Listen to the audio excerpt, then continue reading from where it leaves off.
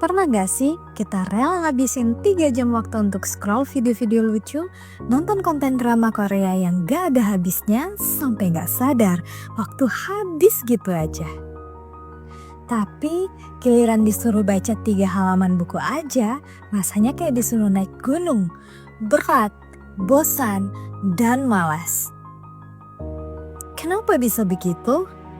Ya, karena sekarang kita berada di zaman di mana budaya baca dikalahkan oleh budaya scroll.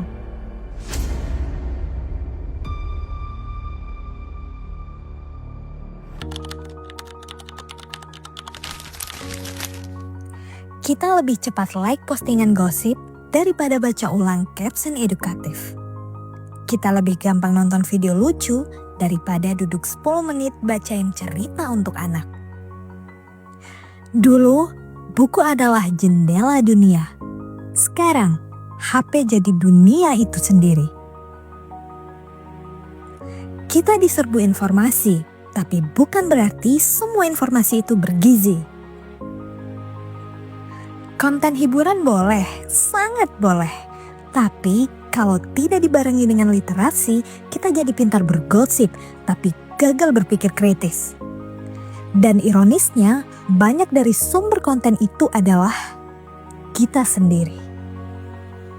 Ya, sekarang banyak ibu-ibu jadi konten kreator.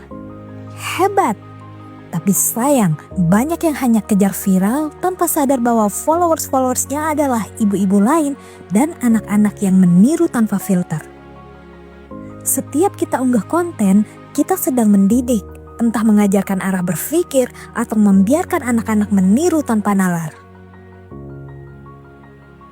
Kita bangga viral, tapi nggak sadar bahwa anak kita meniru lebih cepat daripada yang kita ajarkan. Tapi kita masih bisa ubah arah. Bayangkan kalau ibu-ibu kreator bikin konten yang ngajak baca cerita ke anak, review buku parenting, ajak diskusi literasi anak di Reels, dan lain-lain. Maka apa yang akan terjadi? Ya, anak-anak akan tumbuh dengan rasa cinta pada kata-kata bukan sekedar pada layar. Mereka akan terbiasa mendengar cerita, membayangkan, bertanya, dan berpikir. Karena setiap cerita yang dibacakan bukan cuma menina-bobokkan, tapi membangun imajinasi dan kecerdasan.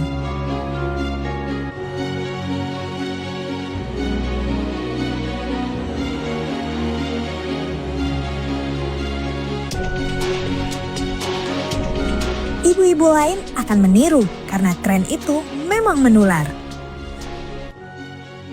Media sosial akan pelan-pelan berubah wajah. Bukan cuma berisi konten prank, pamer, atau drama, tapi juga ada ruang untuk tumbuh. Reels tak lagi sekedar hiburan, tapi jadi wadah pertumbuhan keluarga dan komunitas.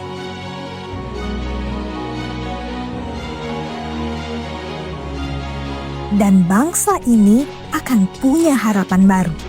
Karena anak-anak yang sering dibacakan cerita kelak lebih mudah memahami isi hidup, lebih sabar, lebih kritis, dan lebih peduli. Dan semua itu berawal dari seorang ibu.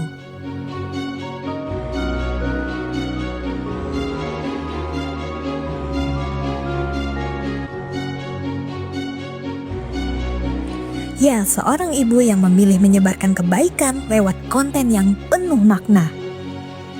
Kita nggak kekurangan sinyal, kita kekurangan makna. Kita nggak krisis kuota, kita krisis rasa ingin tahu.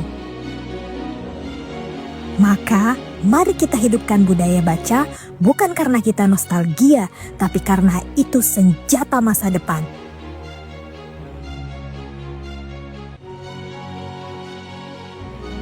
Jangan tunggu jadi ahli untuk berbagi. Cukup jadi ibu yang sadar bahwa konten kita bisa jadi pelajaran pertama bagi anak orang lain.